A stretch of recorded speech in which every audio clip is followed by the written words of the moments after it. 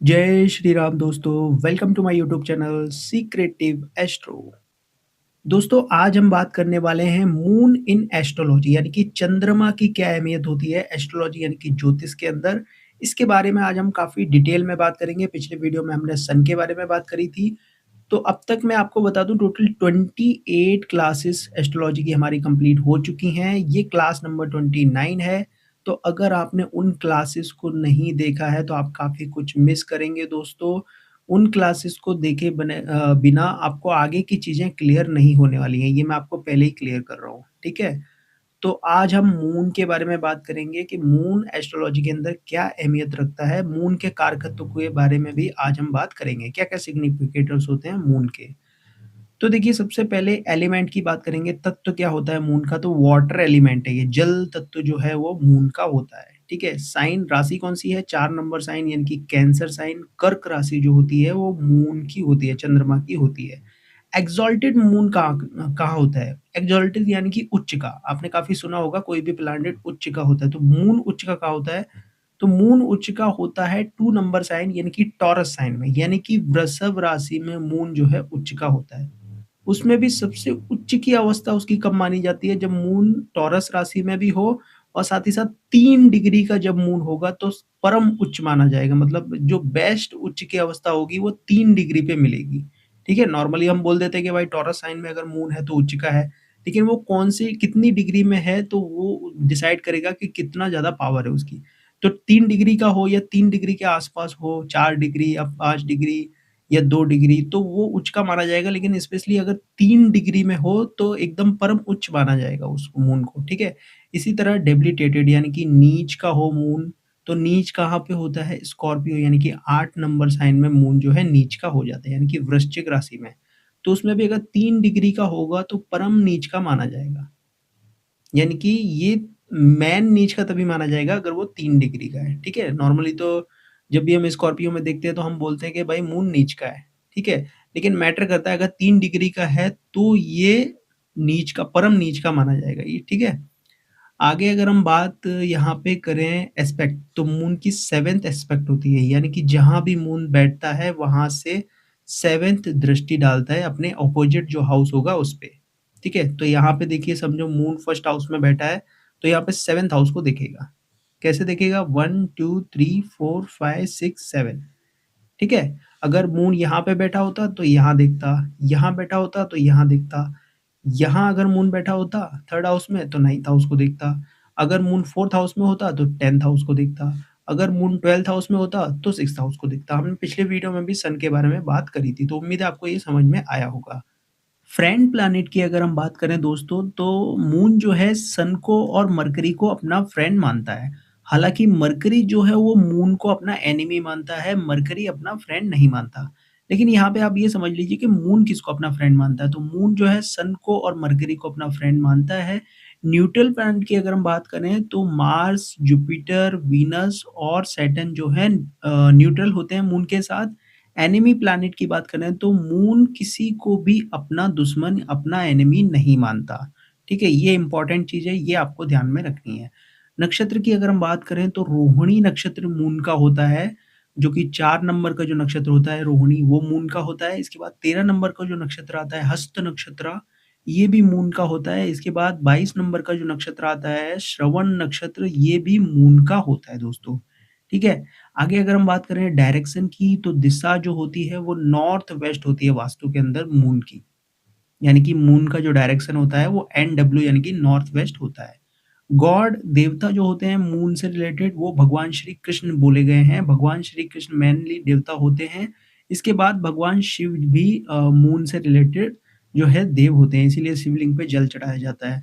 लेकिन कृष्ण जो है वो मून के मेन कारक हैं, चंद्रमा के मेन जो कारक देव हैं वो कृष्ण है, ठीक है?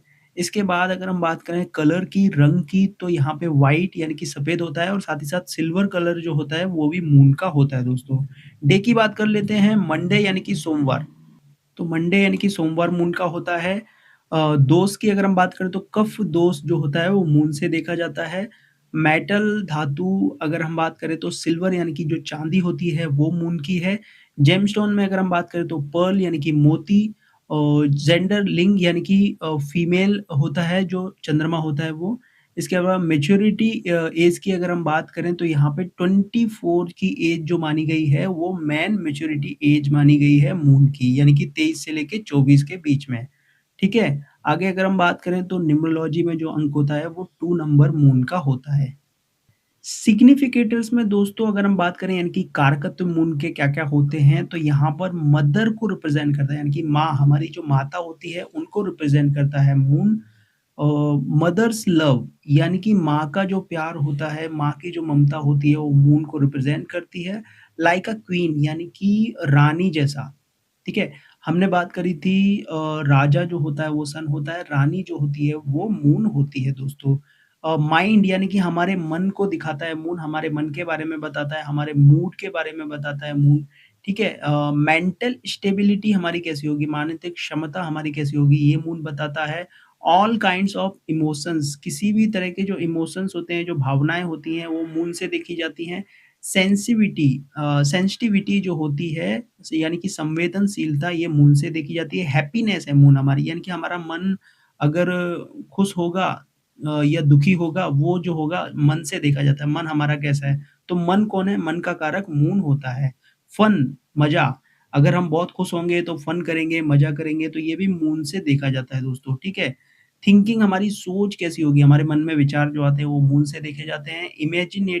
इमेजिनेशन यानी कि कल्पना, हमारी कल्पना शक्ति कैसी होगी ये भी हमें मून बताएगा। फिकलनेस यानी कि चंचलता हमारे अंदर कैसी है मून बताएगा।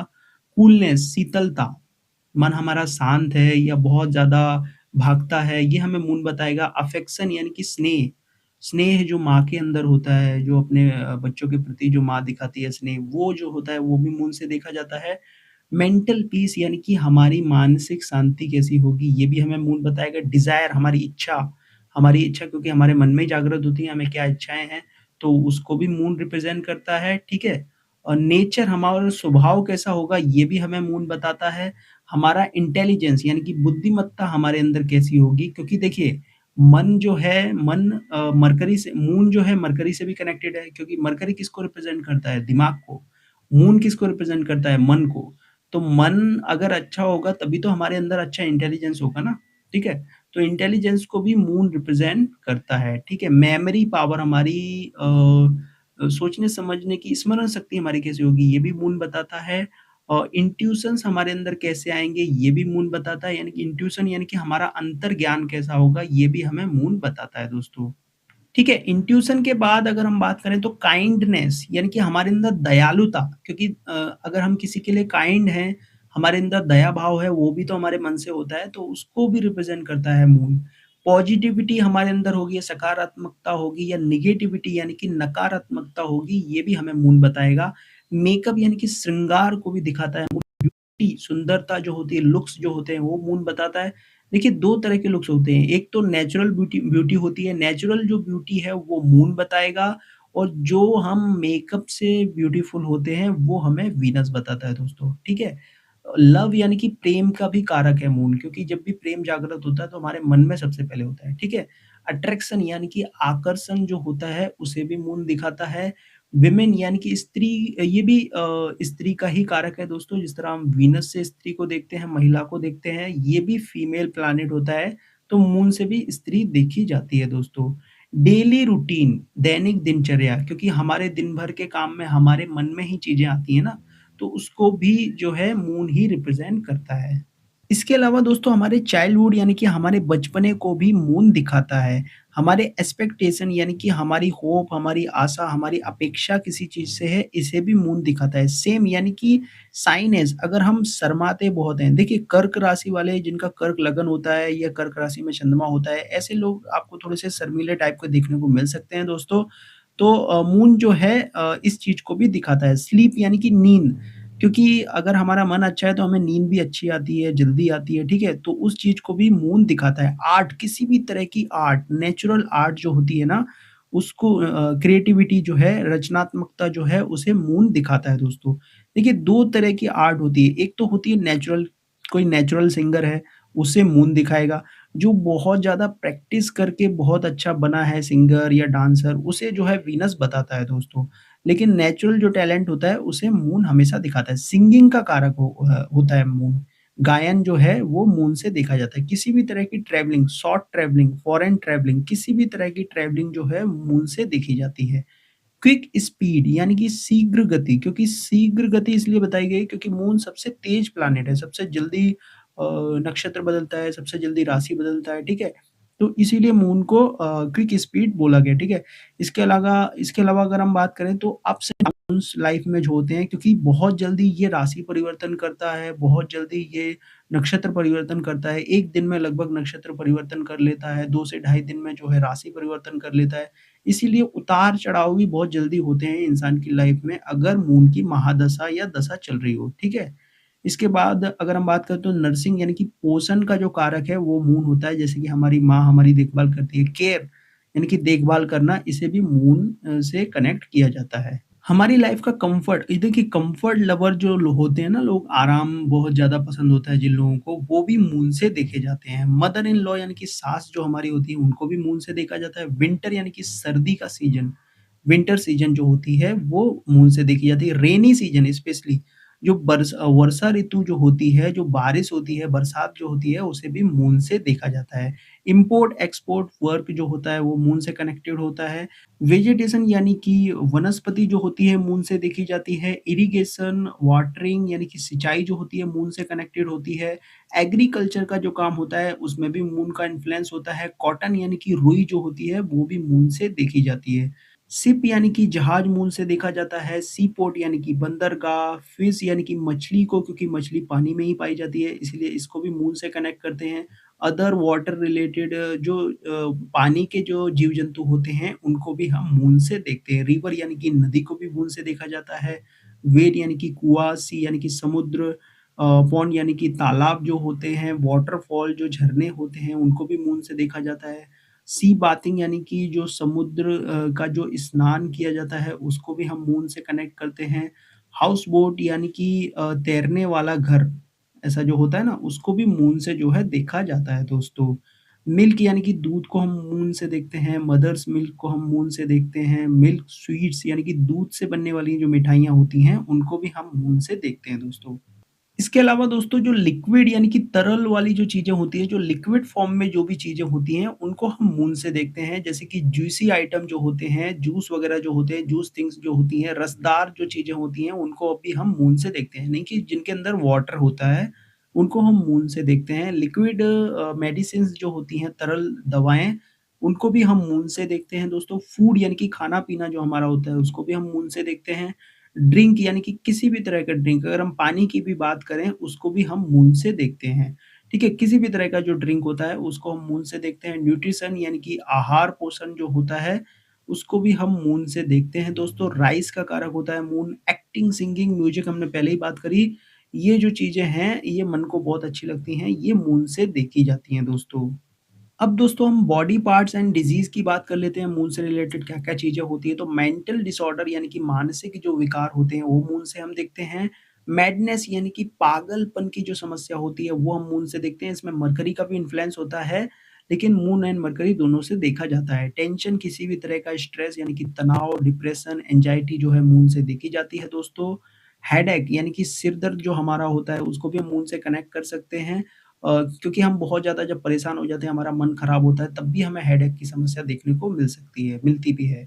माइग्रेन की समस्या हम मून से देख सकते हैं।